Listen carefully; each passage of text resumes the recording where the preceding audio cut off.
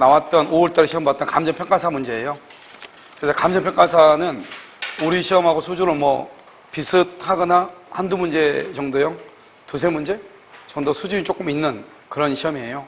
알겠죠? 옛날에 뭐 우리하고 뭐 감정평가 비슷했는데요.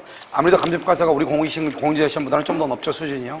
그래도 여러분들이 감정평가사 정도 문제는 풀 수 있어야 되고요. 그 다음에 이 문제를 보면서 문제에 있는 판례들이 보면 여러분요, 한 4개인가 이 정도는요, 판례가 막 처음 보는 판례들이 나와 있을 수 있어요. 알겠죠?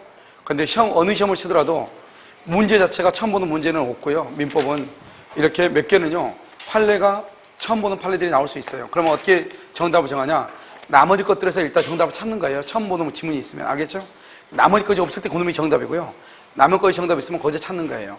알겠죠? 그러니까 이런 문제는 만약에 모든 문제를 다 섭렵해가지고 만약에 문제가 나온다. 그럼 어떤 문제가 발생해요? 그러려면 판례를요, 판례지만 한 1500페이지 정도 되는 걸 봐야 된단 말이죠. 알겠죠? 그러니까요, 뭐 크게 여러분들이 문제되거나 그러지는 않을 거예요. 왜 여기는, 그럼 감정평가사는요, 민법 총칙하고 물권법만 있느냐? 시험 자체가 민총하고 물권만 있어요. 그런데 우리 시험법이 아닌 문제가 있어. 그래서 거기에서 보면 문제가 한 10문제 정도가 우리 시험법이하고 관계가 없는 문제가 빠져나갔죠? 그 다음에 여기 보면 가등기 담보하고 집합권보라고 실명법이 지금 들어와 있죠. 그것은 왜 그러냐면 원래 가등기 담보나 집합권이나 실명법은 물권법의 특별법이고요. 주택임대차와 상가임대차는 채권법의 특별법이에요. 그러니까 원래 책에는 물권법에 들어있는 건데 우리는 희한하게 민사특별법에 뒤에다 한꺼번에 묶어가지고 보고 있죠. 알겠죠? 우리가 좀 특이한 것이다. 이렇게요. 그래서 지금부터 여러분요, 우리 그냥 문제집 강의를요 하는데 이걸 먼저요 설명을 할 거예요. 시간이 조금 걸릴 거예요. 알겠죠? 자, 1번부터 봐. 1번요. 다음 중에서 형성권인 것은 이렇게 돼 있죠? 해설을 길게 못하고, 알겠죠? 정답 위주로 이렇게 본단 말이죠. 형성권인 것은 1번 보면 부동산 공사 수급인의 저당권 설정 청구권 청구권 앞에 설정. 2번에요. 청구권 앞에 보충. 그 다음에 4번은요. 청구권 앞에 상환. 5번은 청구권 앞에 등기라고 돼 있죠? 그러니까 이것은 형성권이 될 수가 없죠. 형성권은 뭐다? 그것은 취소권만 형성권이 되는 것이죠. 알겠죠? 자, 2번은요. 2번 옳지 않은 것은 1번은요. 첩관계 종료를 해저 조건에는 증여계약은 조건뿐만 아니라 계약 자체. 계약이 뭐죠? 증여죠? 증여계약 자체가 무효이다. 1번 맞죠? 간평사를 통해서 공무원에게 직무상 부정한 청탁을 하죠? 그러고 난 다음에 상당한 대가로 그 대가로 상당한 금품을 교박으로 약정한 것은 유효이다, 무효이다? 무효이다. 이렇게 무효. 그 다음에 불공정한 법령이죠? 불공정한 법률행위는 궁박, 경솔, 무경험이 모두 다 있어야 돼요? 하나만 있으면 돼요? 하나만 있으면 된다. 모두 있을 필요가 없다. 맞죠? 4번요. 계약이 불공정한 법률행위에 의해서 무효가 되죠? 그러면 두 번째 맨 끝에요. 부재소 합의. 부재소 합의도 여전히 뭐가 된다? 무효. 5번은요. 법률행위 내용이 반사회적인 것은 아니지만 반사회적 조건 줄고 반사회적 것을 불법이라고 그래요. 반사회적 조건은 불법 조건이라고 그래요. 불법 조건이 붙으면 조건만 무효이다, 전부가 무효이다, 전부가 무효가 된다. 정답은 4번. 3번은요, 1번. 통정어의 표시에서 파상관제인. 그것은 뭐다? 제3자에 해당한다. 제3자에 해당해. 알겠죠? 파상관제인하고 누구하고? 한국자산관리공사. 알겠죠? 그것은 제3자에 해당한다. 이렇게. 1번 틀렸죠? 2번. 통정어의 표시에 의해서 제3자가 보호되기 위해서는 선이 이기만 하면 되죠? 과실 요문은 묻지 않는다. 3번. 상대방에 의해서 유발된 동계착오죠. 원래 동계착오는 동계가 표시되어야 되지만 상대방으로부터 유발된 경우는 뭐가 되지 않아도 표시가 되지 않더라도 중요 부분에 착오가 될 수 있다. 4번. 통정의 표시는 제3자 유무와 관계없이 당사자 사이에서는 언제나 뭐가 된다. 언제나 당사자가는 언제나 무효이다. 5번. 사기죠. 사기에 의한 취소는 선의 제3자에게 대항하지 못한다. 정답은 1번. 자, 4번은요, 옳지 않는 것. 1번. 상대방 있는 의사표시가 있는 그것은 도달한테 효력이 발생한다. 2번은요, 의사표시의 상대방이 의사표시를 받은 때 제한능력자다. 제한능력자, 수령 무능력자다. 상대방의 법정 대리인이 의사표시 도달 사실 안후에는 안 때부터 도달을 할 수 있다. 주장할 수 있다. 의사표시로서 대항할 수 있다. 2번 틀렸죠? 3번. 표의자가 의사표시의 통지를 발송한 후에 사망한 경우 발송한 후 사망했죠? 발송한 후 사망하거나 제한능력자가 됐다. 의사표시의 효력에 영향을 미친다, 미치지 않는다? 미치지 않는다. 4번. 내용 증명 우편이나 등기로 발송된 우편물이죠? 반송 등 특별한 사정이 없다? 배달된 것으로 본다. 5번은요. 표의자가 과실 없이란 말이 중요하죠. 과실 없이. 그럼 이것을 뭐 할 수 있다? 공시송달할 수 있다. 이번에 어느 시험이냐면 변호사 시험에서는 공시송달이 아주 자세하게 나와 있어요. 알겠죠? 아마 우리 시험에는 그렇게 나오기 힘들 거예요. 자, 그래서 정답은 2번. 5번은요, 임의대리죠. 1번, 대리인은 행위 능력자임을 요구하지 않는다. 2번, 대리권은 다른 특약이 없으면 법률 관계의 종료, 법률 관계 줄고 위임 계약의 종료 전에 수권 행위를 철회하면 뭐가 된다? 소멸한다. 3번, 대리인이 그 권한 내에서 본인을 위한 것임을 표시 현명이라고 하죠. 그러면 직접 본인에 대해서 효력이 생긴다. 4번, 특정한 법령을 위임한 경우에 대리인이 본인의 지시 줄고 본인의 지시에 쫓아 행위를 하죠. 본인은 동그라미 자기가 안 사정 과실로 인하여 알지 못한 사정에 관하여 줄고 대리인의 부지를 주장하지 못한다. 대리인의 부지를 주장하지 못한다. 누구를 기준으로 한다? 본인을 기준으로 판다. 5번, 대리인이 여러 명이다. 원칙적으로 무슨 대리다? 각자 대리다. 각자. 수권행위나 법률의 규정에 의해서 공동으로 대리한다. 5번이 정답이죠. 자, 6번, 행위 능력자 갑은 대리권 없이 을을 대리하여 을 소유 토지를 병에게 매도했죠. 1번, 을이 매매계약을 추인한 경우 이렇게 되어 있죠. 을이 줄고 다른 의사표시가 없으면 뭘 한다? 소급하여 대리 행위 시에 소급하여 효력이 있죠. 여러분요, 그때부터 효력이 있는 것은 무효행위 추인이에요. 무효행위 추인은 그때부터 새로운 법률행위로 보는 것이고 무권 대리행위 추인은 소급하여 유효가 되는 것이에요. 2번, 상대방 병이 계약 당시 갑에게 대리권 없음을 뭐했다? 알았다. 병이 상대방이 알았다. 악일 때는 맨 끝에 철회할 수는 없다. 뭐 할 수는 있다? 최고할 수는 있다. 최고할 수는 있다. 3번, 상대방에 대한 무권 대리인의 책임에 관한 민법이죠. 무슨 책임이다? 무과실 책임이다. 그래서 무과실 책임은 여러분 기본적으로 세 가지가 있다고 몇 번 얘기했어. 여기 무권 대리에서 무권 대리 책임이죠. 또 하나는 뭐다? 매도인의 담보 책임. 매도인하면 또 하나는 뭐가 있다? 법정 대리죠. 법정 대리인, 복 대리인을 선임할 때 세 가지. 그것은 무과실 책임이다. 매도인의 담보 책임. 그 다음에 법정 대리인이 복 대리인 선임. 그 다음에 뭐가 있다? 여기는 무권 대리인의 책임. 세 가지는 무슨 책임이다? 무과실 책임이다. 정답 3번이죠. 4번, 상대방이 계약 당시 갑의 대리권이 없음을 알았다. 병은 상당 기간 전에 뭐 할 수는 있다? 최고할 수는 있다. 뭐 할 수 없다? 철회할 수는 없다. 5번, 갑의 대리권이 없음을 알지 못한 상대방은 병은요, 선의의 병이죠. 을이 갑에 대하여 추인했다. 본인이 을이에요. 본인이 무권 대리인이 갑이에요. 갑에게 추인했죠. 그럼 어떻게 돼요? 상대방은 그 사실을 알지 못한다. 그럼 뭐 할 수 있다? 철회할 수 있다. 철회할 수 없다. 틀렸죠? 철회할 수 있다 이래야지. 그래서 우리가 무권 대리인에 추인하죠. 상대방은 그 사실을 알면은 대항할 수 있고 알지 못하면 대항할 수 없다. 대신 상대방은 뭐 할 수 있다? 철회할 수 있다. 7번 복대리죠. 1번, 복대리는 권한 내에서 누구를 대리한다? 본인을 대리해. 무슨 대리다? 본인의 대리인이다. 임의 대리는 본인의 승낙 줄 것이고 부득이한 사유, 이런 때가 아니면 선임하지 못한다. 무슨 책임을 진다? 선임 감독에 관한 책임이다. 그 다음에 3번 법정대리죠. 법정대리는요, 원칙적으로 무슨 책임이다? 무과실 책임이다. 무과실. 그런데 부득이한 사유로 복대리는 선임하죠. 그때는 무슨 책임이다? 선임 감독에 관한 책임이다. 4번 복대리인을 선임했다. 대리인의 대리권을 소멸한다 안 한다? 안 한다. 소멸해야 한다. 아주 중요하죠.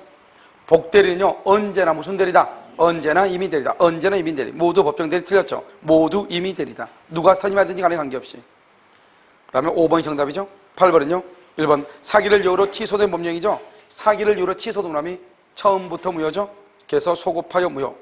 2번 제한 능력자가 취소권을 가지고 있죠. 그러면 법정대리인의 동의가 있어야 돼요? 없어야 돼? 동의 없이 할 수 있죠. 줄거서 옆에서 추인하려면 동의가 있어요. 그 다음에 3번은요, 피성년 후견인은요, 법정대리인의 동의를 본문하고 추인을 못해요. 피성년 후견인은 법정대리인의 동의가 있더라도 뭐 하지 못한다? 추인하지 못한다. 그래서 동의가 있더라도 맨 끝에 추인할 수 없다. 아마요, 학생 중에서는요, 이것을 3번을 정답을 했을 수도 있어요. 왜냐하면 미성년자하고 같다고 생각을 해가지고요. 그런데 여기 보면 미성년자가 있죠? 미성년자. 이건 원래는 우리 시험 범위가 아니에요. 여기 피한정후견이 있죠? 피한정후견이. 피성년후견이 이렇게 있단 말이죠. 그럼 미성년자는 그래서 중요한 것은 법정 대리인이요. 법정 대리인의 동의가 있느냐 없느냐. 법정 대리인의 동의가 있느냐 없느냐. 있다? 그러면 취소를 못해요. 취소를 못해요. 유효다 이 말이죠. 없다 그러면 할 수 있어요. 취소할 수 있어요. 이거는 이제 법정 미성년자고 피한정은요. 피한정과 피성년은요. 선고를 할 때 달라져. 피한정 후견 개시 심판을 할 때는요. 먼저요. 법정 대리인이요. 법정 대리인의 동의를 받을 범위를 정해. 범위를 정해요. 처음부터 정해. 범위를 정했는데 그것을 그 범위 안에 들어온 것은 무조건 동의해야 되고 동의가 없으면 취소할 수 있어요. 그런데 그 외에는 모두 할 수 있어. 모두 가능해요. 그 외에는 모두 피한정 후견이 가능해요. 그래서 피한정 후견인은요. 원칙적으로 자기 멋대로 행동할 수 있어요. 그런데 만약에 피한정 후견 개시 심판을 선고를 할 때 당신은 이것을 할 때는 후견인의 법정 대리인의 동의를 받아야 된다. 이렇게 정한 것은 그것만 동의를 받고 그 외에는 동의 안 받고 자기 멋대로 할 수 있어요. 유효이다 무효이다. 유효이다 이 말이죠. 그런데요. 피성년 후견인은 뭐라고 되냐? 피성년 후견인은 안 돼요. 안 돼. 모든 게 안 돼요. 피성년은 안 돼. 뭐면 되냐? 일용품이라든가 일용품 등이라든가 또는요. 선고 피성년 후견 개시 심판 선고를 할 때요. 뭐라냐? 독자적으로 할 수 있는 거, 동의 없이 할 수 있는 범위를 정해. 법정 대리인의 동의 없이 가능한 범위를 정해. 그러면 이것은 동의 없이 할 수 있어요. 일용품은 뭐죠? 먹고 살고 해야 되잖아요. 그런 것이라든가, 그 다음에 처음에 선고를 할 때 피성년 후견이 A, B, C를 할 때는 법정 대리인의 동의가 없어도 된다. 이렇게 정하면 그것은 동의 없이 해. 그 외에는 자기 멋대로 할 수 있다 없다? 없어요. 그러니까 원칙적으로 피성년은 아무것도 못해요. 그러니까 법정 대리인의 동의를 받는다. 이런 말이 나와 안 나와? 안 나온다 이 말이죠. 그런데 피한정은 법정 대리인에 뭐가 있어야 돼? 동의가 있는 범위를 정해. 처음부터 범위. 그러면 동의를 받아야 돼. 동의가 없으면 취소를 해. 그 외에는 동의 받아 안 받아? 안 받아. 그런데 미성년자는요. 일단 법정 대리인의 동의가 있으면 되고 다 돼. 다. 동의가 없으면 다 취소하고. 동의가 있으면 다 취소를 못하고. 미성년자는. 그러니까 약간 구조가 어떻게 되어 있어? 구조가 다르게 되어 있죠. 구조가요. 그런데 여기는 지금 피성년이라고 나왔죠. 이게 이러면 좀 어려운 말이죠. 우리한테는 좀 어려운 말이에요. 아마 3번으로 정답을 하는 사람이 있을 거예요. 알겠죠? 그런데 피성년 그러면 법정 대리인에 동의했더라도 뭐를 못한다? 추인할 수 있다 없다? 없다 이란 말이죠. 4번은요. 법정 대리인이 미성년자의 법률 행위를 뭐 한다? 추인하죠. 추인할 때는 어떻게요? 취소의 원인이 소멸한 후 이런 몇 번이겠어? 취소의 원인이 소멸하면 법정 대리권 뭐가 된다? 소멸해. 이퀄 법정 대리권 소멸해요. 그러니까 추인할 수 있다 없다? 없다. 4번이 틀렸죠? 5번 법률 행위를 취소한 후 줄거 그러면 확정적 무효가 되죠. 무효. 취소하면 무효가 되죠. 그러면 뭐를 해야 돼요? 무효행위 추인을 해야 돼요. 알겠죠? 그래서 무효행위 추인의 요건과 효력을 써할 수 있다. 추인할 수 있다. 정답 몇 번이다? 4번이다. 이렇게. 자, 9번 옳지 않은 것은요. 1번 무효인 재산상 법률행위에 대해서 당사자가 무효임을 알고 추인하죠. 무효임을 알고 그럼 언제부터? 그때부터. 알겠죠? 새로운 법률행위로 본다. 1번 틀렸죠? 2번 위증하기로 계약을 했다. 그러면 유효다 무효다? 무효죠. 추인할 수 있다 없다? 없다. 그 다음에 3번요. 불공정한 법령이죠. 이런 불공정한 법령에는 추인할 수 있다 없다? 없다. 그러면 뭐는 할 수 있다? 전환할 수는 있다 없다? 있다. 4번은요. 무효행위 추인은 추인은 의사표시죠. 명시적, 묵시적으로 할 수 있다. 5번은요. 무효인 법률행위에 따른 법률효과를 침해하는 것처럼 보이는 채무불이행이 있다. 이런 무효 동그라미 무효라고 하는 것은 채무불이행한 말이 나와 안 나와? 안 나줘요. 무효는 처음부터 당연히 효력이 없는 거죠. 그런데 채무불이행은 이행기에 이행하지 않은 것을 채무불이행이잖아요. 그런데 무효는 처음부터 효력이 없기 때문에 이행기란 말이 나와 안 나와? 안 나오죠. 그래서 무효인 법령에는 채무불이행을 이유로 손해배상을 청구할 수가 있다 없다? 없다. 정답 몇 번이다? 1번이다. 10번 조건은 법률행위 효력 동그라미하고 성립 그러면 큰일 나. 효력의 발생이나 소멸을 장래 불확실한 사실이죠. 불확실이지 확실 그러면 큰일 나. 사실의 성부에 의존케 하는 법령이 부관이다. 2번 불능조건 마이너스 해저조건 마이너스 곱하면 조건 없는 법률행위가 된다. 3번 조건의 의사 줄과 의사가 있더라도 두 번째 줄 그것이 표시되지 않았다. 표시가 되지 않는다. 조건이다 아니다. 아니다. 조건을 반드시 의사와 뭐가 있어야 돼? 표시가 있어야 된다.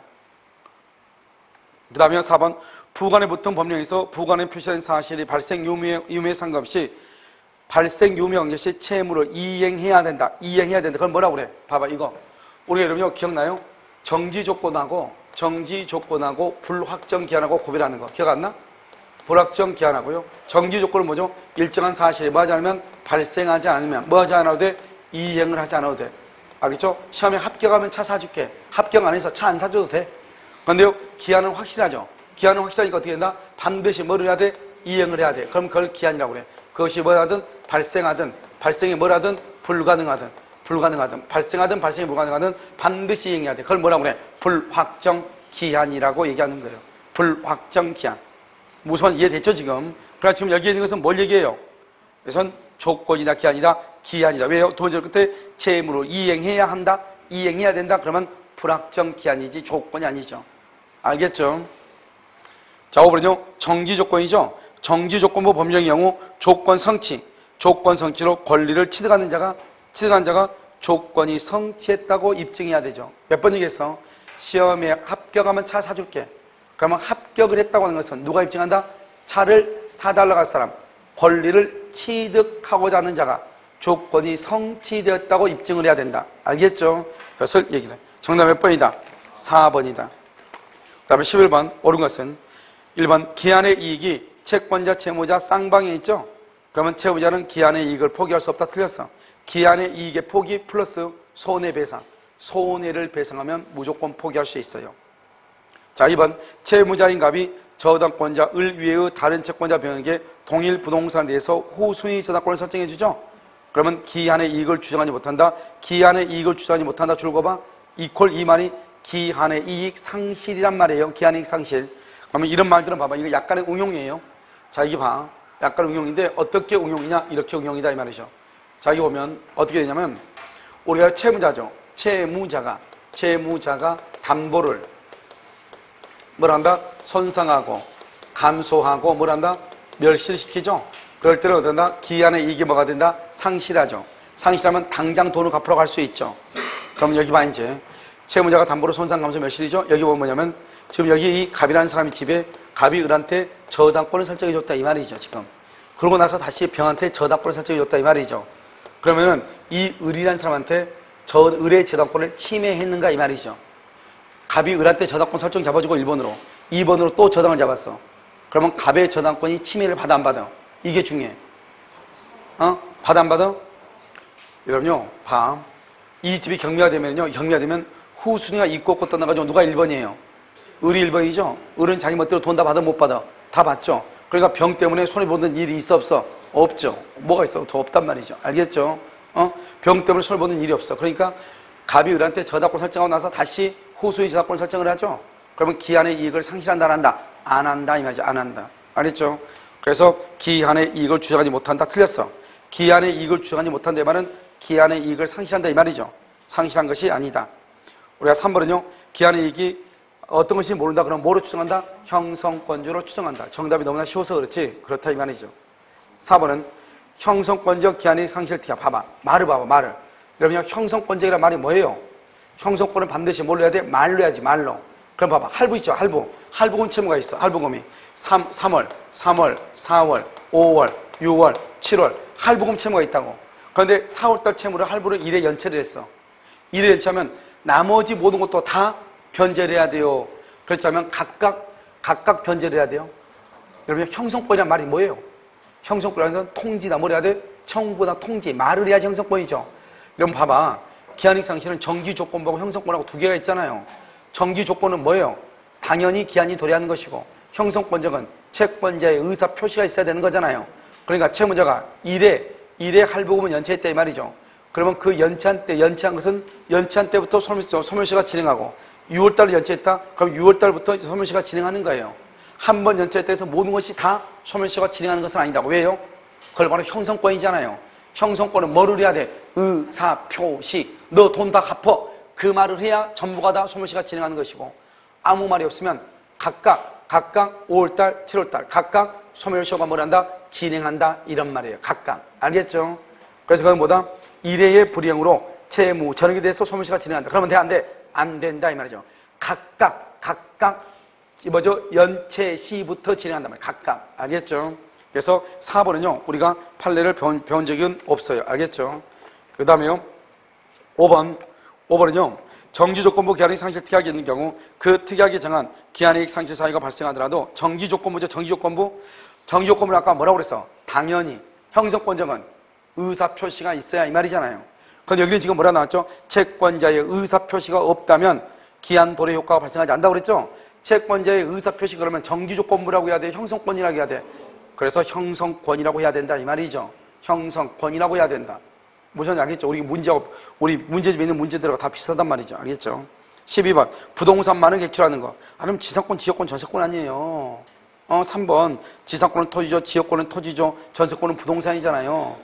여기 봐봐. 여러분요, 점유권하고 소유권은 동산 부동산이 다 들어가. 점유권하고 소유권하고 유치권은 점유권, 소유권, 유치권은 동산 부동산이 다 된단 말이죠. 점유권, 소유권, 유치권은 동산 부동산이 다 돼. 여러분 봐봐. 집에서 공부를 하고 계시죠? 열심히 하는 것 같긴 하던데. 그런데 우리하고 학생들이 눈이 제일 말똥말똥해. 다른 데는 다 눈이 빨간데. 알겠죠? 자, 13번. 자, 명의방법이죠? 자, 명의방법 봐봐. 명의방법 보면, 여러분 어떻게 됐죠? 그래도 여러분요, 시험에 대한 기본적인 A는 차려야죠, A는. 어떻게 한다? 눈이 조금 빨개지고, 코피도 한번 터져주고 이래야 되는데, 어떤 사람은 코피 한번 터주고 싶은데 절대 안 터진 사람 있죠? 그러면 손가락 집어넣으면 돼. 알겠죠? 그래서 명의방법 있죠? 그래서 명의방법 뭐다? 명의방법 먼저 뭐가 된다? 먼저 특정이 돼야 돼. 특정성. 그 다음에 소유권의 대외적 표시. 그 다음에 뭐가 있다? 계속성이 있어, 계속성. 어떤 학원 가면 학생들이 그래. 자기는 어떤 사람이 커피 이렇게 흘고 나가는 경우 있단 말이죠. 자기 적을 로망이라고. 한번 터졌으면 좋겠다고. 아무리 잠을 안 자도 다른 데는 다 아픈데 코피는 터지 안 터져? 안 터진 사람이 있어. 안타까워. 알겠죠?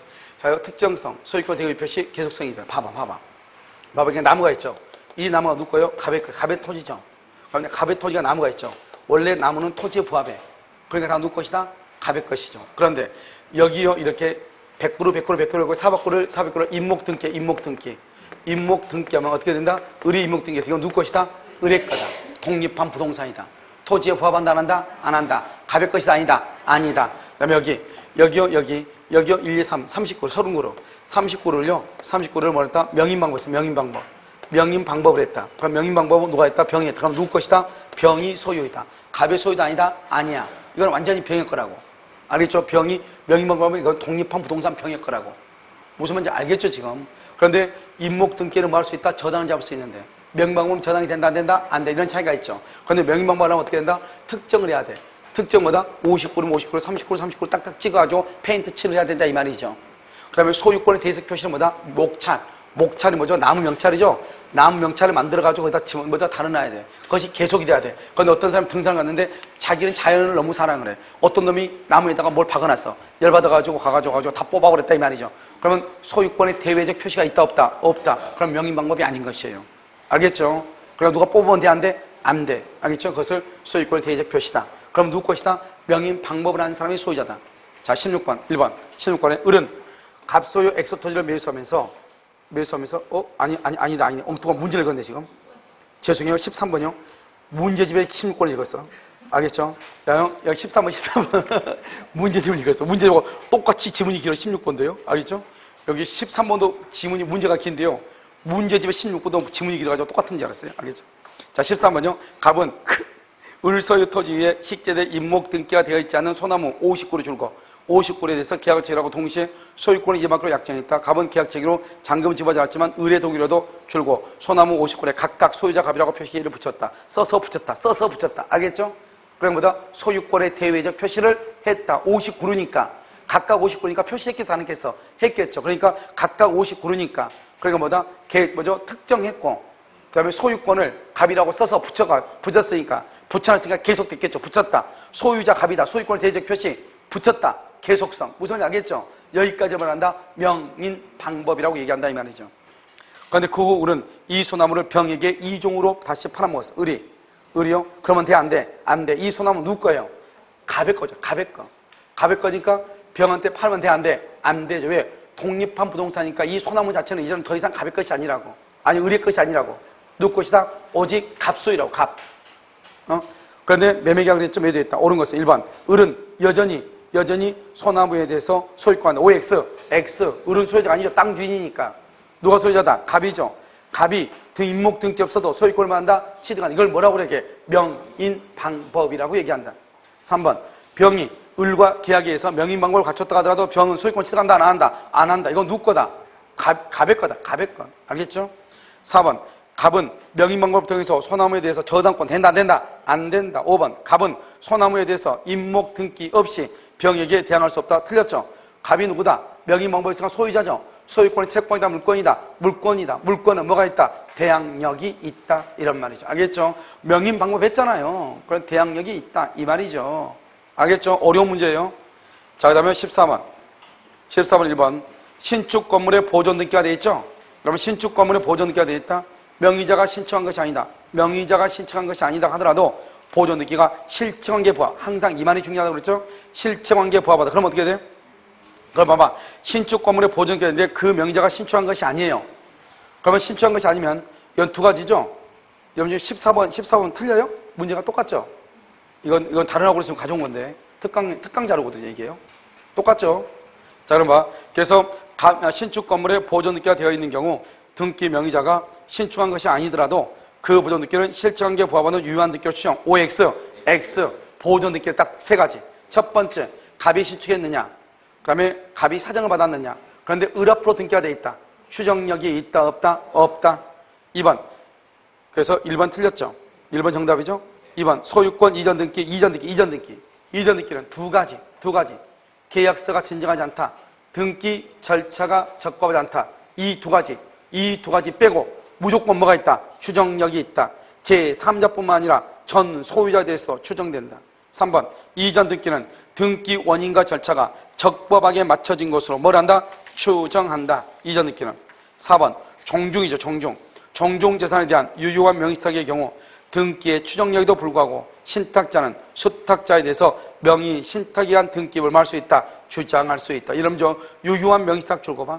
유효한 명의탁을 말한다. 강제 집행, 면탈 등이 없는 경우. 강제 집행, 면탈 목적이 없는 경우 이렇게요. 강제 집행을 면탈할 목적이 없는 경우 이러한 종중간의 명의신탁, 부부간의 명의신탁, 종교단체 간의 명의신탁은 유효이다, 무효이다? 유효이죠. 아무리 유효라고 할지라도 신탁자하고 수탁자 사이에서는 언제나 누가 소유자다? 신탁자가 소유자다. 신탁자가. 그래서 뭐냐? 신탁자는 수탁자에 대해서 당신 등기는 무효라고 주장할 수 있다. 이 말, 당신 등기는 너하고 나하고 등기해서는 그 등기는 명의 신탁에 의한 등기니까 너는 소유자가 아니다. 내가 소유자다. 이렇게 주장할 수가 있다. 이런 말이죠. 알겠죠? 당사자 간에는. 5번 소유권 이전 등기 청권 보존을 위한 가등기가 있다. 가등기가 있다고 할지라도 어떤 법률관계가 있다고 추정된다. 안 된다? 안 된다. 그다음에 정답 1번 15번은요. 옳지 않는 것은 1번 청구권 보존을 위한 가등기에 기하여 본등기가 되더라도 본등기에 의한 물권 변동 효력이 가등기한 때로 소급 판단한다? 안 한다. 언제부터다? 본등기 시부터. 2번 정지 조건부터. 정지 조건부 가등기할 수 있다 없다? 있다. 그 다음에 2번 3번 먼저 된 유효한 소유권 보존 등기로 인해 뒤에 된 보존 등기가 무효이다. 이 뒤에 된 무효인 등기를 근거로 등기부 취득시효 된다 안 된다? 안 돼. 우리가 등기부 취득시효는 다 되는데 무효인 등기를 기초로 해서는 이중 보존 등기가 무효인 것은 안 된다 이 말이죠. 4번 등기가 되어 있는 3층 건물이 멸실됐죠. 5층 건물을 신축했죠. 그래서 구건물의 등기를 신축 건물의 등기로 유용하는 거 된다 안 된다? 안 된다. 그 다음에 방금 아까 얘기했어. 등기 명의인의 표시 변경이죠. 표시 변경은 사실이죠. 권리 변동은 갑구 을구죠. 권리 변동을 가져온다 가져오지 않는다? 가져오지 아니한다. 이렇게. 그 다음에 16번 선의취득이죠. 선의취득하는 옳지 않은 거 1번 경매 동그라미하고 맨 끝에 인정될 수 있죠. 경매에다 써 뭐라고 써야 돼요? 경매에다가 거기다요 매매 증여 경매. 매매는 유상이고 증여는 무상이죠. 경매는 법률의 규정이죠. 아무튼 다 거래행위죠. 거래행위. 그러면 인정될 수 있다. 2번 동산의 선의취득은 양도인이 무권리라는 점을 제외하고 아무런 흠이 없는 거래행위. 거래행위 줄 것이고 상속 X. 상속은 안 돼.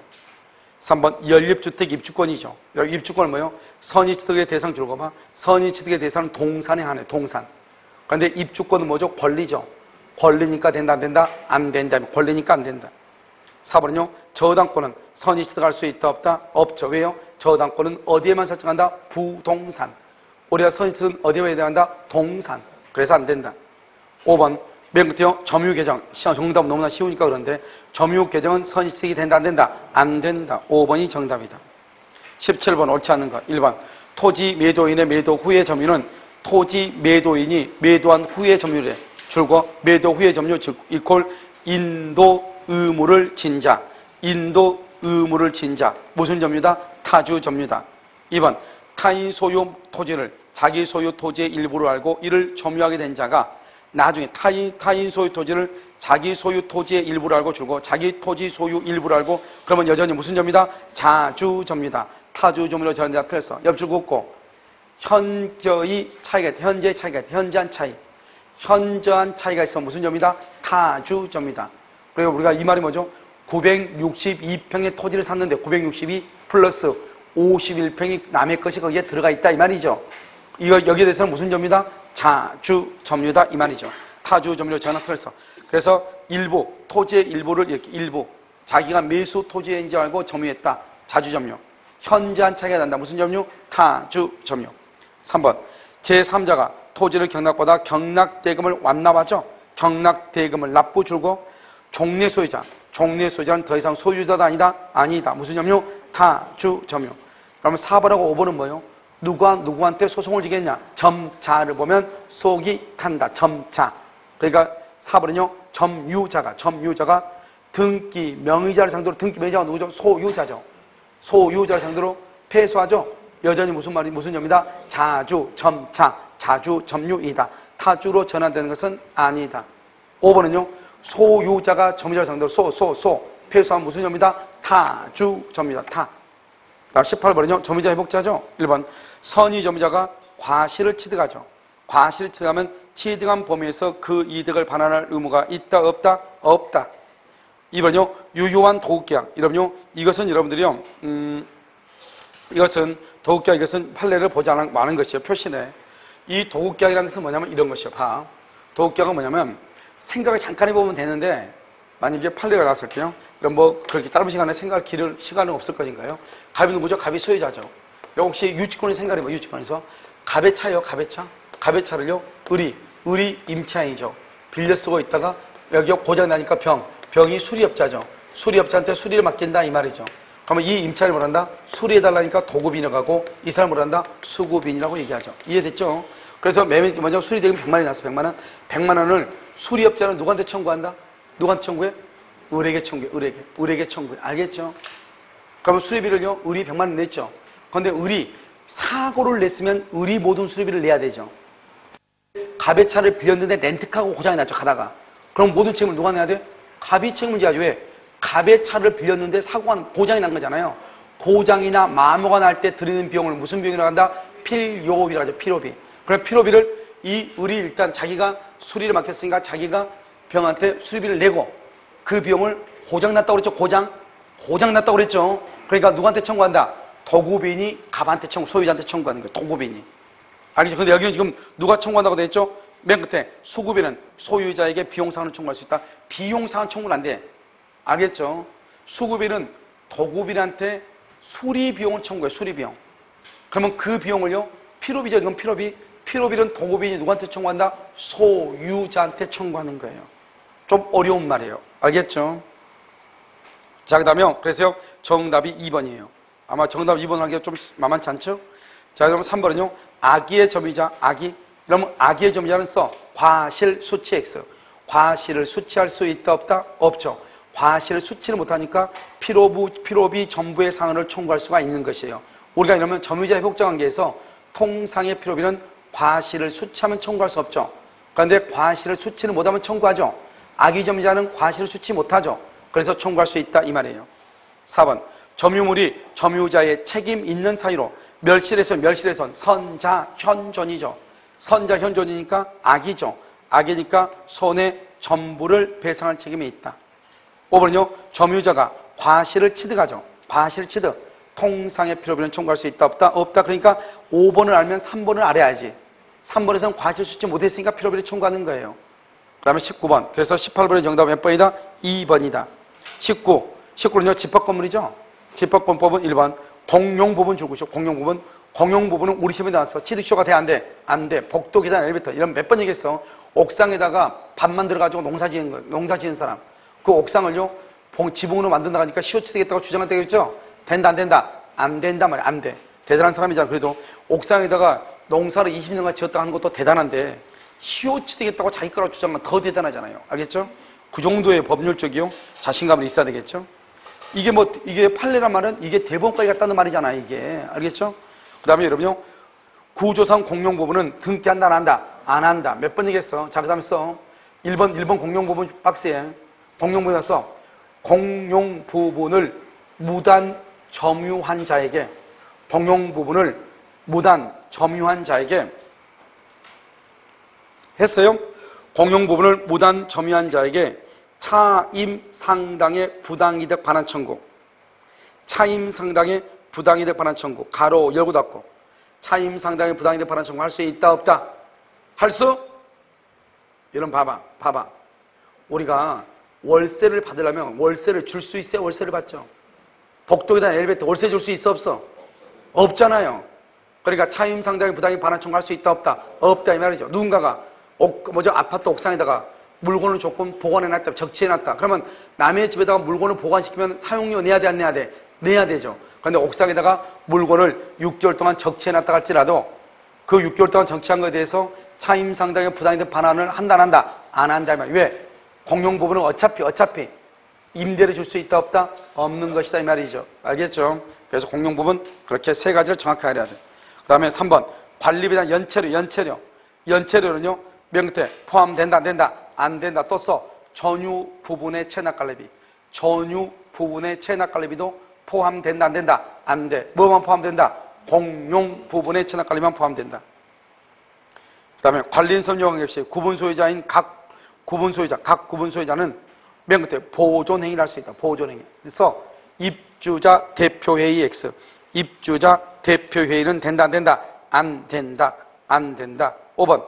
어느 부분이 공용인지 전유 부분인지는 줄고. 맨 끝에 객관적인 용도에 의해서 설정된다. 써. 거기다 또 써. 건축물 대장에 등록된 시점을 기준. 건축물 대장에 등록된 시점을 기준으로 해가지고, 알겠죠? 건축물 대장에 등록된 시점을 기준으로 해가지고, 알겠죠? 뭘 할 수 있다? 전유 부분, 공용 부분을 구별한다 이 말이죠. 그 다음에 20번 옳지 않은 것은, 그래서 19번의 정답은 몇 번이다? 2번이다. 20번은 1번 등기부 취득서의 요건으로 무과실은 줄고 추정 X. 추정되지 않죠? 그러니까 누가 입증한다? 이를 주장하는 자 줄고, 이를 주장한 자 시효 취득자가 증명한다. 2번 점유 취득시에 있어서 점유자가 무효인 임대차 계약. 임대차가 뭐예요? 타주점유. 100년 1000년 있어도 취득시효가 된다, 안 된다? 안 된다. 소유의 의사가 추정되지 않는다. 맞죠? 그 다음에 3번 시효 취득자가 여러분요 두 번째 줄 끝에 시효이익을 포기하죠? 줄고 시효이익의 포기. 시효이익의 포기를 누구한테 한다? 진정한 권리자에게 포기해. 알겠죠? 그러니까 무효인 등기 명의자에게 포기한다, 안 한다? 안 한다. 진정한 권리자에게. 옆줄 긋고 즉시 등기청권 소멸. 즉시 등기청권이 소멸을 해. 알겠죠? 그 다음에 여러분 4번. 그럼요 4번이 여러분 좀 문제가 될 수 있어. 4번도요 판례가 한 번도 나온 적이 없어. 알겠죠? 이 판례는 원래 95년인가 그때 나온 판례인데요 다른 시험에 한 번도 안 나오고 지금 처분에 나왔어요. 알겠죠? 이거 봐봐요. 파산관제인이라고 돼 있죠. 파산관제라는 말이 누구예요? 말을 봐봐. 파산자가 있으면 파산 송구를 받으면 이 사람의 재산을 관리하는 파산관제인이 있단 말이죠. 이 관제인이란 말의 뜻이 뭐예요? 이 말을 알면 대강 알 수 있어. 파산 송구를 받은 사람의 재산을 관리하는 사람, 처분할 수 있다, 없다? 없다 이 말이지. 봐봐. 처분한단 말이 뭐예요? 처분한다는 것은 이런 뭐예요? 등기해준 걸 처분이라고 하는 거잖아요. 그러니까 이게 갑이 있죠. 갑이 있고 우리 20년 됐어. 20년 됐는데 갑이 이걸 병한테 넘기는 거, 등기를 넘기는 거, 등기를 넘기는 것을 등기를 넘겨준 걸 처분이라고 한단 말이죠. 알겠죠? 그런데요, 파산 관제는 재산을 관리하는 사람에 불과하기 때문에 등기를 해줄 수가 있다, 없다? 없단 말이죠. 그러니까 을은 점유취득시효가 완성되고 난 다음에 파산 관제인한테 등기해달라고 할 수 있다 없다? 없다. 두 번째. 그러면 이 을은요 파산자한테는 청구할 수 있다 없다? 파산자한테. 파산 선고받은 사람한테 청구할 수 있다 없다? 없다 이 말이죠. 왜? 그럼 파산 선고를 받은 사람이 있다 그러려면 파산 선고를 받은 사람이 등기해 줄 수 있어야 되잖아요. 그런데 파산 선고를 받은 사람은 자기가 현재 소유자이지만 재산을 처분할 권한은 있어 없어? 없단 말이죠. 그래서 안 돼요. 파산 선고를 받으면 처분 권한이 소멸되는 것이에요. 자기가 소유자임에도 불구하고 처분할 수 있어 없어? 없죠. 처분을 못하게 하기 위해서 그 사람의 모든 관리, 재산 관리권을 누구한테 줘버리는 거예요? 관제인한테 준다 이 말이에요. 그래서 판례가 뭐라 했냐? 취득시효가 완성됐는데 그 재산이 파산 선고가 돼서 파산 관제인이 선임된 경우 파산자에게나 파산 관제인에게 등기를 청구할 수 없고 그냥 파산 채권자와 동일하게 취급된다. 파산 채권자와 동일하게 취급이 돼. 그러니까 이 사람은 실질적으로 그러면 등기를 청구할 권리가 등기를 청구할 때가 있다 없다? 없다는 결론에 도달하는 것이에요. 무슨 말인지 알겠죠? 그래서 파산 관제를 상대로 등기를 청구할 수가 없는 것이에요. 알겠죠? 관제인이란 말이 재산을 관리하는 사람이다 이 말이잖아요. 그래서 이것은 판례가요 한 번도 나온 적이 있다 없다? 없다. 자 5번 토지에 대한 취득시효 완성으로 인한 소유권 이전 등기 청구권은 점유가 계속되면 계속 소멸시효가 진행한다 안 한다? 안 한다. 그 다음에 21번 첨부죠. 1번 주종의 고별에 있는 동산과 동산이 부합된 합성물은 누구한테 속한다? 주된 동산 구별이 있다. 써 거기다가 구별 X라고 쓰고 옆줄 긋고 부합 당시 가액 비율로 공유. 구별 X하고 부합 당시 가액 비율로 공유 이렇게. 부합 당시 가액 비율로 공유한다 이렇게. 자, 그 다음에 2번 완성된 건물은 어디에요? 토지에 부합한다 안 한다? 부합되지 아니한다. 부합되지 않는다. 그 다음에 3번 가공물은 누구한테 속한다? 원재료의 소유자. 예외적으로 누구한테? 가공자. 예외적으로 가공자. 4번 부동산에 부합되어 동산의 소유권이 소멸하죠. 동산의 소유권이 소멸하면 그 동산에 있던 다른 권리도 여전히 뭐가 된다? 소멸한다. 소멸한다. 이것은 우리가 문제도 풀어봤고 다른 문제도 나왔어. 알겠죠? 5번 첨부에 의하여 손해를 받은 자는 부당 이득에 의해서 보상을 받을 수 있다. 보상 청구 줄 것이고 임의 규정 이렇게. 자 22번 옳지 않은 것은 1번 무효인 명의신탁 등기가 행해진 후 신탁자와 수탁자 혼인 줄고 신탁자. 그래서 21번의 정답은 몇 번이다? 22번의 정답은 4번이다. 4번. 그러니까 22번은 1번 무효인 등기가 되어 있죠. 명의사. 그런데 신탁자, 수탁자 혼인하고 조세 포탈 등의 목적이 없죠. 그럼 어떻게 되냐? 그러면 조세 포탈 목적이 없죠. 거기다가 명의신탁 약정 유효 물권 변동 유효. 명의신탁 약정 유효 물권 변동 유효. 그러니까 여러분요. 세 가지 부부간, 종중간, 종교단체는 이런 게 조세 포탈 등의 목적이 없으면 명의신탁 약정 유효 물권 변동 유효가 돼. 유효. 알겠죠? 유효로 인정될 수 없다. 틀렸어. 여러분요 4번 한번 봐봐. 4번 조세 포탈 등의 목적이 없는 종교단체 명의죠. 그럼 종교단체 명의 그 명의상 약정은 명 끝에 뭐가 된다? 유효이다. 물권 변동 유효. 1번하고 4번. 자, 다음에 2번은요. 2번은 채무 변제를 담보하기 위해서 채권자 명의로 부동산에 관한 소유권 영등기 거기까지 줄고 거기까지 말한다. 부동산 양도담보라고 그래요. 이런 부동산 양도담보는 무효이다, 유효이다, 유효이죠, 유효. 그러니까요. 명의신탁 약정에 해당하지 않는다. 왜냐? 명의신탁 약정을 뭐라고 한다? 무효라고 그래. 그래서 무효에 해당하지 않는다. 그래서 가등기 담보서 하나 써. 가등기 담보하고 그 다음에요. 지금 여기는 부동산 양도담보하고 그 다음에 구분 소유적 공유. 구분 소유적 공유. 그 다음에 신탁법상 신탁. 신탁법상 신탁. 구분 소유적 공유. 가등기 담보. 부동산 양도담보는 명의신탁 약정에 해당한다 안 한다? 안 한다? 무효이다 아니다? 아니다. 이렇게. 그 다음에 5번 신탁자는 명의신탁 약정의 무효로서 수탁자로부터 소유권 이득을 전받은 제3자. 이때 제3자는 뭘 불문하고? 선, 악을 불문하고 보호되죠. 수탁자로부터 등기를 이전받은 정은 뭘 불문하고? 선, 악을 불문하고 보호된다. 그래서 제3자에게는 대항한다 못한다? 못한다. 이렇게. 정답은 1번이다. 자 23번은요. 갑을병은 A 토지를 각각 5분의 3, 5분의 1, 5분의 1이다. 5분의 3, 5분의 1, 5분의 1이죠. 5분의 3은 갑이죠. 1번 갑은 다른 공유자들과 줄과 협의 없이 관리 방법을 정할 수 있다. 관리 방법 가로묻고 임대 그 다음에 맨 끝에 또 써 플러스 점유 맨 끝에다 플러스 점유할 수 있다. 그러니까 점유하고 임대를 하려면 지분이 얼마가 있어야 된다? 반수다. 2번은요.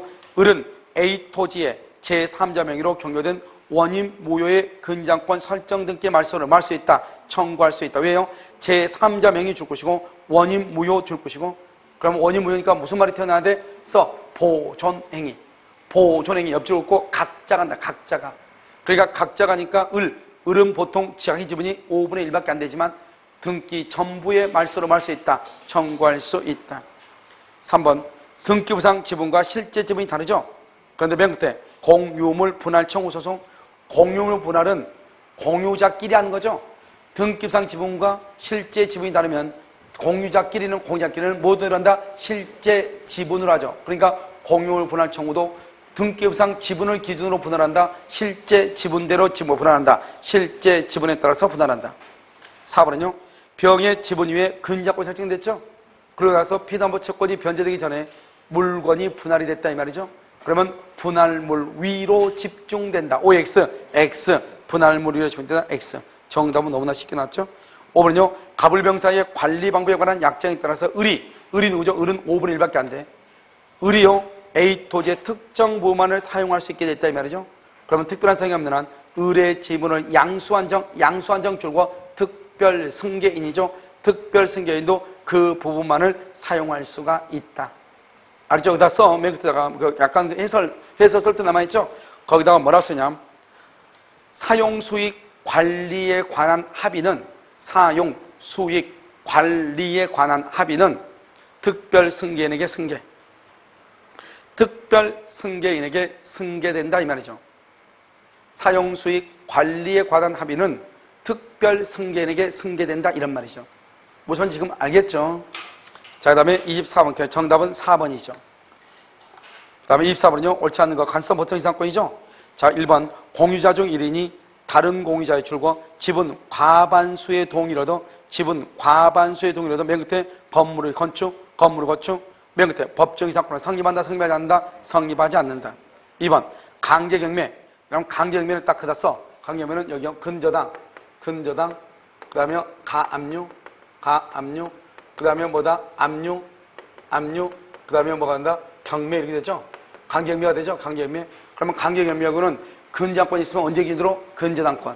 만약에 가압류다 그러면 언제 기준으로? 가압류. 만약에 압류다 그러면 언제? 압류를 기준으로 하지 경락대금 완납시가 기준이 아니라고. 알겠죠? 그래서 그것이 정답이다. 2번이 정답이죠? 매각대금 완납시를 기준 그러면 안 돼. 3번은요.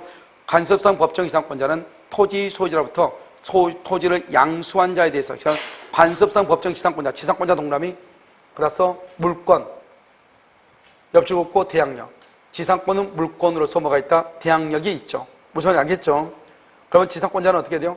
토지 소유자 줄 것이고 토지를 양수한 자 줄 것이고 그러니까 법정 지상권자는 등기가 없어도 토지 소유자뿐만 아니라 토지를 양수한 자에 대해서도 뭐 없이 등기 없이 말 수 있다. 대항할 수 있다. 자신의 권리를 주장 이퀄 대항할 수 있다 이 말이죠. 뭐 없이? 등기 없이. 그 다음에 4번 대지와 건물의 소유자가 건물만을 양도 거기까지. 대지와 건물의 소유자가 건물만을 양도 그러면서 양도 동그라미 관습상 법정지상권 취득. 관습상 법정지상권 취득. 그런데 문제는 뭐예요? 돈 줄 그때 무슨 계약을 체결했다? 임대차 계약을 체결. 임대차 계약을 체결하면 뭐를 포기한 것이다? 지상권을 포기한 것으로 본다 이 말이죠. 그 다음에 5번 구분소득 공유죠. 이런 구분소득 공유를 어떻게 한다고 했죠? 자신의 특정 부분 위에 그러면 법지상권이죠. 그런데 여기는 지금 뭐라죠? 자신의 특정 부분이 아닌 부분 자신의 특정 소유가 아닌 부분에 신축했죠? 아닌 부분 법지상권 된다 안 된다? 안 된다 이 말이죠. 성립하지 않는다. 정답 몇 번이다? 2번. 자 25번은요. 1번 일필의 토지 일부를 승역지로 지역권을 설정할 수 있다. 2번 요역지가 공유이다. 요역지의 공유자의 줄과 1인이 취득 동그라미 한 사람이 취득하면 다른 공유자도 취득한다. 2번 지역권은요. 요역지와 분리해서 처분할 수 있다 없다? 없다. 4번 승역지 소유자는 지역권에 필요한 부분의 토지 소유권을 지역권자에게 위기 줄고 지역권자에게 위기. 지역권자를 뭐라 놨어? 지역권자는 이퀄 요역지 소유자. 요역지 소유자가 지역권자죠. 요역지 소유권자에게 위기 동그라미하고 혼동으로 지역권 소멸. 혼동으로 지역권이 소멸하니까 지역권자를 위해서 의무를 부담할 필요가 있다 없다. 그래서 맨 끝에요. 공작물 수선 의무를 면할 수 있다 이 말이죠. 이것을 뭐라 한다? 지역권의 위기다. 위기, 지역권을 소멸한다 이 말이죠. 5번 특별한 사정이 없으면 통행자고. 이것 좀 어려운 말이에요. 이것도 여러분요, 이것도 판례가 지금요 우리가 안 나왔던 거예요. 그래서 체크해. 자, 됐죠? 그럼 봐봐. 우리가 이제 판례가 뭐라고 얘기했냐면요, 판례가 여러분요 원래 이런 봐봐요. 우리가 이제 지역권이 있거나 지역권이나 지상권이 있다고 해봐. 원래 지상권과 지하권은 지로를 낸단 말이 없으니까 무상의 원칙이라고 말을 하죠. 그럼 무상의 원칙이라고 해도 이거 무상이에요? 무상하는 거 이런 거 하나도 없어. 지상권하고 지역권, 남의 땅을요 다른 사람한테 내 땅을 걸어다니라고 하면서 지역 통행 지역권 내주면서 공짜다 그런 사람이 있어 없어? 없죠. 이번에요 다른 데 이렇게 가서 이제 등기부를 누가 이제 물어봐서 봤더니 등기부에 뭐냐면 구분 지상권 설정인데, 구분 지상권 땅 전체가요 610평방미터더라. 그러니까 약 한 200평 정도 되는 땅이죠. 이 땅이요 지상으로부터 몇 미터요? 15m 상공으로부터 최대 50m까지. 그러니까 몇 미터죠? 여기까지 30m죠. 35m죠. 여기서 35m. 왜? 그러면 여기서부터 50m가 되죠. 그게 15m 이상 50m까지. 이렇게요. 알겠죠? 여기 이 사이에 한국전력공사, 한국에서 고압 전선을 설치하기로 했더라고요. 고압 전선. 그래서 존속기간이 뭐라고 되어 있냐? 철탑이 존재할 때까지 이렇게. 철탑이. 이걸 뭐란다? 용구무한이라고 하는 거예요. 구분 이상권이잖아요. 그래가지고 지료는 일시불 그래가지고 얼마였냐? 1억 3천이 2억 3천이 모르겠어요. 1억 3천, 2억 3천 일시불로 주고 그 땅 위로 고압 철탑이 지나가도록 이렇게 했더라고요. 알겠죠? 이걸 구분 지상권이라고 그래요. 그러니까 지상권은 대부분 다 뭐를 해요? 지료를 다 낸다 이 말이에요. 그래서 판례가 뭐라 했냐? 지상권은 대부분의 경우 무상이라는 것은 거의 없다. 알겠죠? 다 유상이고. 그 다음에 우리가 통행지역권은 뭐하고 비슷하죠? 통행지역권은 뭐하고 비슷해요? 주의토지 통행권하고 비슷하죠? 주의토지 통행권은 보상을 한다 안 한다? 하잖아요. 주의토지 통행권은 원래 유상의 원칙이죠? 그러니까 주의토지 통행권은 상린관계에서 보상을 하기 때문에요. 주의토지 통행권하고 우리가 봤어도 우리가 지상권을 봐봐. 지역권을, 통행지역권을 시효치 들어가면은 유상의 원칙이다. 이렇게 얘기했어요. 지로를 내야 된다. 그럼 여러분요, 비교를 하자. 봐봐. 이렇게. 우리가 여러분요, 분묘기지권 있죠? 분묘기지권. 분묘기지권을 시효치 들어가죠? 시효치 들어가. 이런 분묘기지권을 시효치 들어가면 유상이다, 무상이다? 무상이죠. 무상이죠? 알겠죠? 자, 두 번째. 여기요, 통행지역권이요. 통행지역권을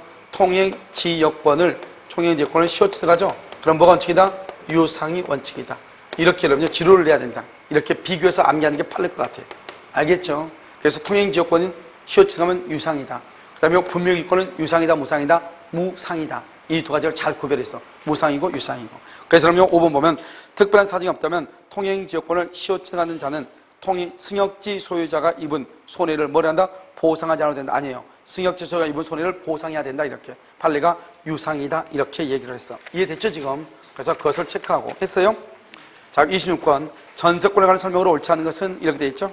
1번. 전세권자가 책임 없는 사유로 저 전세 목적물의 전부가 멸실됐다. 봐봐. 전세권자가 책임이 없다잖아요. 그런데 전세 목적물이 멸실됐죠. 전부가 멸실했어. 이퀄 전세권 소멸 청구해. 그런데 손해배상 책임을 진다 안 진다? 안 진다. 여러분 항상 손해배상은 항상 뭐가 있어야 돼? 귀책 사유가 있어야 되는 거 당연한 거잖아요. 2번. 건물에 대한 전세권. 건물 동그라미 법정갱신이죠. 존속기한은 정함이 없는 것으로 본다. 2년은 뭐야? 2년 뭐야? 2년은 요걸 하는 게 아니고 그건 주택임대차에서는 2년이고 알겠죠? 상가는 몇 년이고 1년이고 그 다음에 민법의 임대차고 전세권, 건물 전세권은 뭐다? 존속기한은 정함이 없는 것으로 보고 그러면 여기서 2년 있죠? 2년 어디라고? 주택이라고. 주택 알겠죠? 3번 전세권의 존속기한이 만료되죠? 용의물권적 권능은 말소 등기 없이도 당연히 뭐가 된다? 소멸한다. 너무나 간단한 게 정답이죠?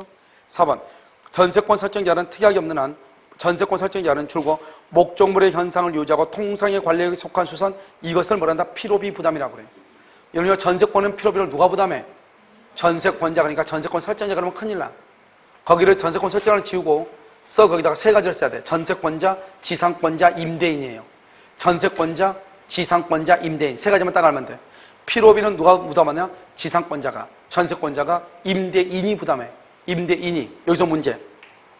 자, 문제.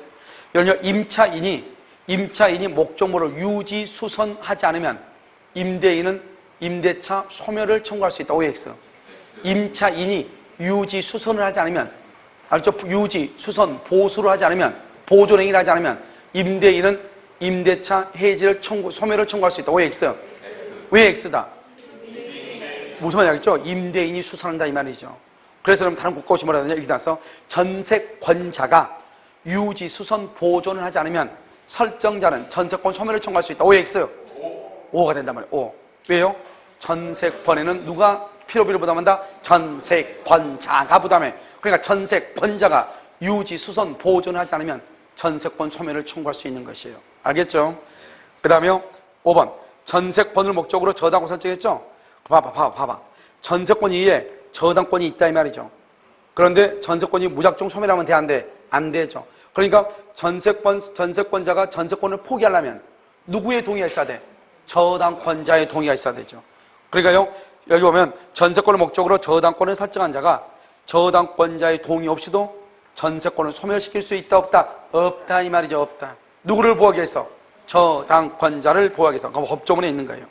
27번 옳은 것은 목적물에 대한 점유를 취득하는 그 목적물에 관한 채권이 생기죠. 이런 뭐라고 하죠? 유치권은요.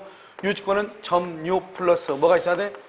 먼저 채권이 있고 뭐가 있어야 돼? 점유가 있는 게 원칙이죠. 채권 2월 1일, 점유 2월 5일이다. 그럼 언제 유치권 성립해? 2월 5일. 점유 2월 6일이고 채권은 2월 8일 날 성립했다. 언제? 2월 8일이죠. 그래서 그걸 얘기해요. 그래서 인정된다. 1번 틀렸죠. 2번 유치물이 분할이 가능하죠. 이런 봐. 유치물이 분할이 가능한 필요 없어. 불가분성이란 말이 뭐예요? 돈 다 받을 때까지죠. 그럼 봐봐. 이 사람이 이렇게 있단 말이죠. 여기 보면 자기네 차가 2대인데 차 2대를 수리를 맡겨서 수리비에 차 2대는 하나는 A고 하나는 B라는 차를 이 2개를 갑이 을한테 둘 다 수리를 맡겼어. 그래서 수리비가 A 자동차는 30만이 나오고 B 자동차는 60만이 나왔단 말이죠. 그래서 모두 90만이 돼 이 말이죠. 그러니까 지금 갑이 급하니까 일단 A 자동차 수리비만 먼저 줬어. 그러면 갑은요, 을은 A 장치를 줘야 된다, 안 줘도 된다? 안 줘도 된다. 이걸 불가분성이라고 그래. 수리비 전체를 반환받을 때까지, 전부를 변제, 우리가 불가분이란 말이 뭐예요? 돈 다 받을 때까지 유치권을, 채권을 가지고 유치권을 나눌 수가 있다, 없다? 없다. 그걸 불가분이다, 불가분. 알겠죠? 그래서 내가 몇 번 얘기했어요. 3층짜리 건물인데 3억이다. 비용이 3억이야. 그런데 2억을 갚았어. 그러면 나머지 2층은 없어지고 1층만 유치권이다. OX, X 안 된단 말이죠. 알겠죠? 아무리 물건이 분할 가능하다 할지라도 당사자 간의 약정이 없는 한 채권 전부의 변제를 받을 때까지 유치권은 전부에 대해서 소멸한다, 안 한다. 그걸 뭐라고 한다? 불가분성이다. 이렇게. 불가분성. 이렇게. 알겠죠? 불가분성이다. 이렇게. 그래서 일부는 소멸한다. X. 자, 그 다음에 3번. 유치권자가 유치물을 점유함으로써 유치권을 행사하고 있는 동안 유치권 행사에도 소멸시효는 뭘 한다? 진행한다. 진행하지 않는다. 틀렸어. 4번. 유치권자는 특별한 사정이 없는 한 법원에 청구하지 않고 유치물로 직접 변제 충당을 뭐라 한다? 간이 변제 충당이라고 얘기해. 간이 변제 충당. 간이 변제 충당. 거기다가. 변제 충당 했어요? 충당 이퀄. 첫 번째.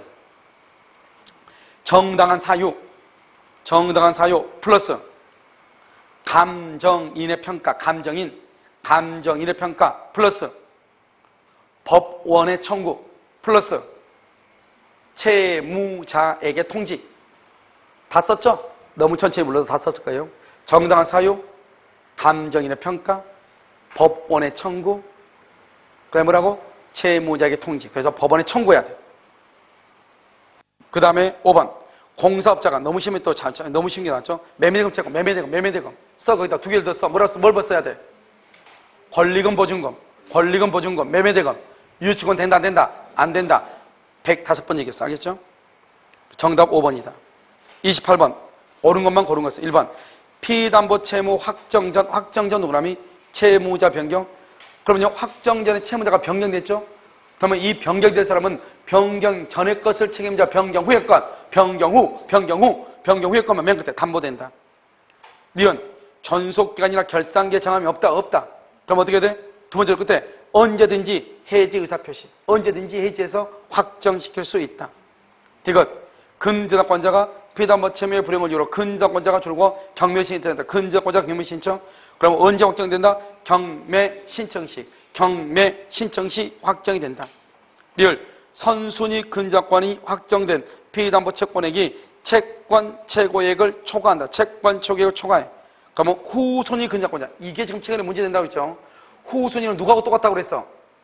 채무자하고 똑같아. 그러니까 전액을 변제해야 돼. 전액을 변제해야 돼. 채권 최고액만 변제하면 안 돼. 여기 봐봐. 이런 봐봐. 여기다가 여기 채무자하고 누구하고? 후순위 권리자. 후순위 권리자. 저당권자가 될 수 있고 그 전세권이 될 수 있죠. 전액을 변제해야 돼. 전액을. 근데 누구하고? 제3취득자. 제3취득자고 누구하고? 물상보증인하고 제3취득자하고 물상보증인하고 이것은 뭐를? 채권 최고액만 변제. 채권 최고액 채권 최고액을 전액을 이렇게 무슨 말인지 알겠죠 지금? 그러니까 후순위는 제3취득자가 아니라고 조심하라고. 그러니까 채권 최고액을 변제하더라도 말소를 청구할 수 없다 이 말이죠. 어떻게 해야 돼? 전액을 변제해야 된다 이렇게. 자, 가등기 담보 1번. 정답 28번의 정답은 5번이다. 5번. 1번. 후순위 권리자는 청산기간 동안에는 담보 목적 부동산의 경매를 할 수 없다. 청구할 수가 없다. 후순위 권리자는 청산기간 동안에는 담보 목적 부동산의 경매를 청구할 수가 없다. 맞아요? 후순위 권리자 박스 세 가지가 있어야 돼. 반드시 세 가지. 후순위는 무조건 세 가지를 암기하고 있어. 첫 번째, 청산기간 내 플러스 변제기 전이라도 경매 청구. 세 가지 기억나 안 나? 청산기간 내 변제기 전이라도 경매를 청구해. 그러니까 여기요, 청산기간 동안은 경매를 청구할 수 없다 그러면 안 돼. 그 다음에 2번, 채무자는 청산기간이 지나기 전이다. 그러면 돼, 안 돼? 무슨 규정이라고 그랬어? 청산기간은 당연규정. 맨 끝에 후순위 권리자에게 대항할 수 없단 말이죠. 이게 지금 우리 시험이에요. 우리 시험은 2년 전에 시험이 나왔어. 알겠지? 2년 전에. 여기는 지금 처음 나왔어. 청산기간이 지나기 전, 알겠죠? 청산급여에 관한 원리 제3자에게 양도하더라도 맨 끝에 후순위 권리자에게 대항할 수가 없어요. 없어. 청산기간이 지나기 전, 안 돼. 무슨 규정? 당행규정 안 돼. 3번. 담보물에 대한 사용수익권은, 사용수익. 이런 봐봐. 이렇게 보지 말고 봐. 변제기 후. 기억나요? 변제기 후. 청산금을 누구한테? 채무자 등에게 통지하고 난 다음에 몇 개월의 기간이 흘러야 돼? 통지가 도달한 날로부터 몇 개월? 2개월 청산기간 2개월의 기간이 되고 뭐를 지급하고? 청산금을 지급하고 그 다음에 뭘 한다? 가등기에 대한 무슨 등기 한다? 본등기를 한다 이거잖아요 지금. 그러니까 지금 아까 우리 1번에서 뭐예요? 청산기간 지나기 전이잖아요. 그럼 돼 안 돼? 안 되죠. 후순위한테 대항하지 못한다. 지금 여기는 또 뭐예요? 청산금을 지급했다 안 했다? 안 했다잖아요. 청산금을 지급하지 않으면 된다 안 된다? 3번. 청산금이 있더라도 지급 없이 기간이 지나면 모든 권리가 채권자에게 기속한다. OX 청산금을 지급해야 채권자에게 이전돼. 4번. 담보가등기를 마친 부동산이 경매가 되죠? 이런 봐봐. 담보가등기가 된 것이 경매가 되면 담보가등기를 저당권으로 보죠? 경매될 때부터 저당권이다. 가등기 담보가 설정된 때부터 저당권이다. 설정된 때부터. 알겠죠? 그 말이 아니네? 5번 강경해야 되죠? 담보가등기를 마친 때는 담보가등기가 설정된 때를 기준으로 뭐로 본다? 저당권으로 본다 이 말이죠. 경매가 될 때부터 저당권을 보는 것이 아니고 5번 정답이죠? 4번은요. 담보가등기를 마친 부동산이 강제경매에서 매각이 되죠? 매각되죠? 그럼 어떻게 돼요? 담보가등기는 무슨 권리라고 해서 아까? 말소 기준권리, 무조건 소멸해. 담보가등기는 경매가 되죠? 말소 기준권리, 무조건 소멸한다고. 알겠죠? 정답은 5번이다. 자, 30번요. 옳지 않은 것은요. 소유권에 의한 물권 요청권은 소멸시효의 대상이 아니다. 간접 점유자는요. 제3자의 점유 침해에 대해서 물권 요청권을 행사할 수 있다 없다? 있다. 간접 점유자도 점유 요청권이 있죠? 3번. 토지의 저당권자는 맨 끝에 반환 청권 행사 된다 안 된다? 안 된다. 4번은요. 점유물 반환 청권은 몇 년이다? 1년이다. 그 다음에 점유보호자는 점유보호 청권이 인정된다 안 된다? 안 된다. 이게 지금 보면 문제가요. 봐봐. 문제가. 여기 봐봐. 문제가 순서대로 쭉 돼 있는데 갑자기 맨 끝에 물고기 조건이 나왔죠. 그런데요, 아마 문제를 다 만들어 놓고 난 다음에 한 문제가 부족했나 봐요. 그래가지고 물고기 조건에 뒤에다 붙였나 봐요. 그 다음에 여러분들 봐봐. 여러분들 문제 시험 보러 가자, 문제. 시험 보러 가면 문제가 뒤에다 오냐, 이렇게 나와. 이렇게 중앙으로 돼가지고 여기에서 딱 문제가 끝나. 한 문제씩 딱 끝나. 문제가 지문이 이쪽으로 가는 게 없어. 여기서 딱 끝나, 이렇게. 알겠죠? 딱딱 끝난다고.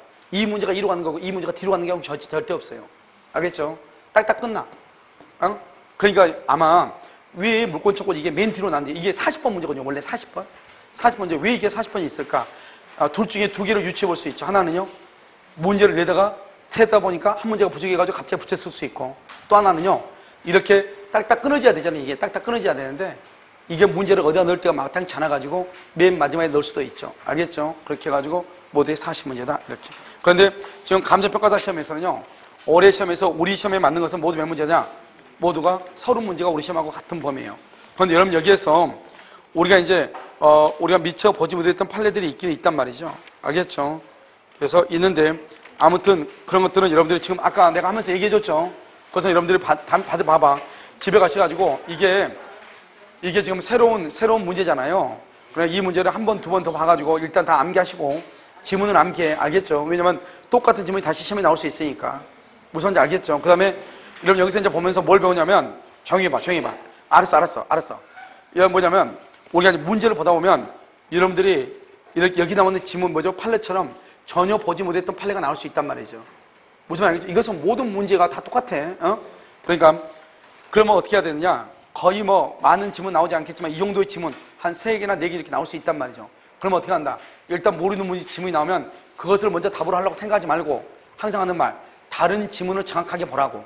알겠죠? 그래서 다른 지문을 봤는데 다른 지문이 별 문제가 없는 것 같다. 그럼 그것 찍으면 되지만 다른 지문이 있으면 모르는 지문이 있다 하더라도 당황하지 말고 다른 지문에서 정답을 먼저 찾으란 말이야. 알고 있는 지문에서. 모르는 지문이 2개 이상 같은 문제에서 나오기는 힘들어요. 지금 우리 보면 알겠지만 지문이 1개는 나올 수 있어도 다른 지문이 아니잖아요. 그러면 나머지 지문에서 일단 찾아본다 이 말이죠.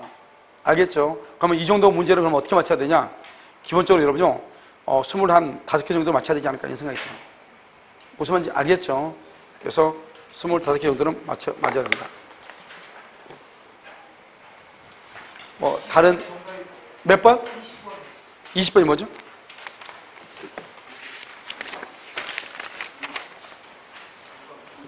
20번에 3번이래요? 뭔지 모르겠네. 20번의 정답은요, 20번이 3번. 됐죠? 그래서 여러분 풀어보시고, 지금 우리가 간평사는 다 했기 때문에요. 다른 문제 있죠? 다른 문제를 가지고, 여러분 옛날에 2016년 아마 감정평가사 한번 풀어봤을 거예요? 옛날에요? 풀었어, 그냥. 그래서 이걸 여러분요, 만약에 무슨 문제인지 잘 모르겠으면 가장 좋은 방법은 무슨 문제인지 잘 모르겠다 그러면 가서 문제풀이를 한 번 더 듣는 게 가장 중요해요. 무슨 말인지 알죠? 그 다음에 내가 몇 번 지금 얘기하는데 여러분요, 문제집 한 거를 암기하면 모든 문제가 기본적으로 우리가 문제가 틀릴 수 있는 문제가 몇 개 안 된단 말이죠. 제발 부탁인데요, 문제집을 조금 강의를 조금 들어가지고 암기 좀 했으면 좋겠어요. 그 다음에 여기 보면 학생들 아까 내가 왜 자꾸 돌아다니면서 보냐면 몇 번 했는가 보는 게 아니고 몇 번을 지금 풀고 있는가 내가 보는 거예요. 내가 돌아다니면서 보잖아요. 지금 이 사람이 몇 번을 풀고 있는가. 이러면 제발 부탁인데 자세히 있는 게 중요한 게 아니라고. 문제는 시간 안에 푸는 게 중요하다고. 그 시간 안에 풀려면 어떻게 해야 되느냐? 문제를 자주 봐야 돼요. 자주 봐가지고 어떻게 하냐? 문제 지문을 암기를 해야 돼. 그럼 지문이 암기가 돼 있으면 딱 가면서 이 문제 알아. 이게 딱딱 하고 넘어가야지. 처음부터까지 다 읽으면요, 여러분 어느 누구도 정해진 시간 안에 푼 사람 한 사람도 없어요. 다 풀면. 그래 딱 가면서 풀면서 뭘 물어본다? 그럼 뭐 유치권이다. 그러면 유치권 이거 뭘 푼 거다. 이게 머릿속에 팍팍 떠올라야죠. 그러려면 어떻게 되냐? 문제집이 암기가 돼 있어야 된다니까요. 그냥 가장 좋은 방법은 뭐냐? 여러분요, 실전 민법 있죠? 실전 민법 한 가지, 하나를 제발 부탁인데 자꾸 봐가지고 암기하든지 강의를 들어가지고 암기하든지 그렇지 않으면 이 문제집을 암기하든지. 알겠죠? 이것도 모든 게 다 들어가 있어. 알겠죠? 이걸 가가지고 암기하든지 실전 민법 가서 암기하든지 2시간 하나 제발 부탁인데 암기 좀 하라고. 여러분요, 제발 부탁인데 암기 좀 하라고. 알겠죠? 그러면 모든 문제가 다 풀려. 그럼 여기에 있는 여러분 지문들도 여기 문제집이 있잖아요. 아까 말하는 판례들 빼고는 거의 다 모든 게 들어가 있어. 그 다음에 문제풀이 해석을 하면서 응용해서 모든 걸 다 얘기한 것이고. 알겠죠? 제발 부탁인데 한 권을 암기해. 지금 2판 4판인가요? 여러분 늦게 오신 분들 있잖아요. 특히 늦게 오신 분들 문제집 한 권을 갖다 잡고 매달리는 거예요. 처음부터 끝까지.